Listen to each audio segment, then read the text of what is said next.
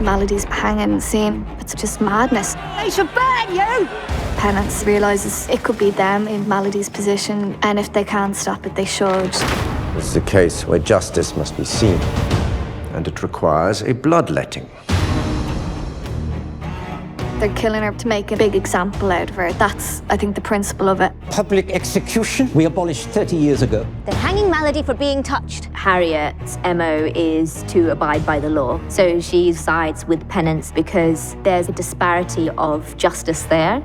I think for Desiree, it's just survival. She doesn't want to go along with Amalia because that route looks too unknown and uncertain. And on some level, Desiree's a bit lazy, so she'd rather do less work. Penance's plan to save Malady is quite a crucial thing to be able to pull off. That sense of the orphanage coming together for the greater good. You can feel it when you're on set. It's really exciting. I remember I was supposed to get a 4 a.m. call time and go and shoot this, and it was just like, oh, we're all shutting down. And it was like, okay, see you in a few weeks. We all disappeared for 6 months. And originally we were going to shoot in a very historic part of London called Greenwich. It was just a grand, grand space. But during these COVID times, we just said, you know what? What if we just built our own town square? I'm so pleased that we got to build it because with COVID and everything and not having so many extras, it's not as big as Greenwich, which is good, and it's got a lot more sort of ins and outs to it. We created the back of a prison in a sleazy down part of town, really. So I plied my painter with all these pictures of filthy walls and what have you. It just has that lovely Victorian griminess about it, which inspired everything that we're putting in there. We sort of do research into what they would have eaten then. So at an event like this, toffee apples, oysters, jellied eels. So those are the sort of things that the poor extras are eating. It needs to feel real, even down to things that probably the camera won't pick up, like bits of oyster shell crushed in the ground. The creatives on this just take things to another level. So as an actor, you just step on set and melt into your surroundings. It was interesting to see a crew who were like just on the lookout for how to make it look as realistic as possible. Bring him in. Public execution was an event that brought together people from different classes. They were this sort of spectacle. I think people really saw it as a holiday. There was a sort of ring that the police had set up so that no one could get too close. But beyond that, it was a free-for-all. We were supposed to fill it with hundreds and hundreds of people, but we actually used digital motion capture crowds and spread out socially distanced crowds on green screen. That kind of gave us a lot more opportunities to do a lot of camera tricks to make not so many people seem like a lot of people.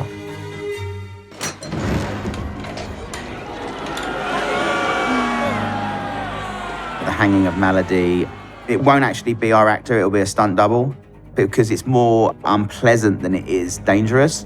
So we have a dressing robe that looks like a noose, and that's tightened with bungee, but it will always stretch. So when they drop through, they're actually dropping into a harness, and the actual pain is at the top of the legs where the femoral arteries are. That's what takes the impact. The hanging scene is just this enormous moment within that world. Nimble appears using the turn to get Sue down to the gallows. We had this massive ramp which we built on the stage and painted it green. Our stunt double can run and jump, and we've used wires just to take the sting out of the landing. Working with VFX, they have to take all of these shots and stick them into a real environment.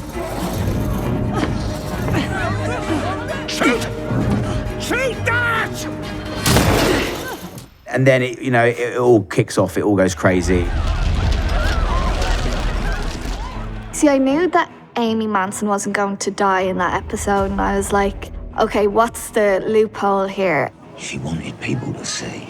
He realizes this is a setup. We're not hanging her, she's hanging us. What does happen is completely unforeseen, and it is, as Manson says, it all comes down to effing electricity, which is a great line. The railings were hollowed out and perforated, And then we pump some smoke up there so that when people are getting electrocuted, all the smoke comes out around them like they're sizzling up. Malady has rigged this whole thing up to drive people to that hanging.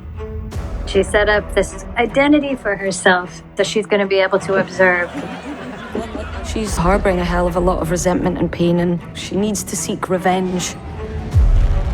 Frank, he remembers Clara, who has a kind of fetish for the touched. Sacrifice, you know? Through a fight sequence with Frank Mundi, the two end up switching positions. So he then starts thinking about a conversation that he had with Evie Boyle. My sales matter. He starts putting it together that the journalist who's been covering the trial and eager to get access to Malady is Malady. Before the whole Malady reveal is when you first see she starts to feel empathy. That is a beautiful moment for the audience. Deep down, she does have a conscience, you know? She's a person, she's not invincible. Even the villains in our show have so much heart.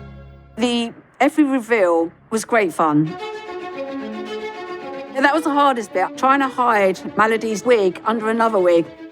Amy just did such a brilliant job. Teeth out, threw them on the floor, wig off, threw it, and she's back to Malady. I think for the audience, that's so delicious after the event. You know, she's smart. She's plotted, well, everything, really, from the start of episode 1. You realize, oh my God, okay, this is much more sophisticated than I realized. A lot of things start to pay off, but there are a lot of mysteries left, too.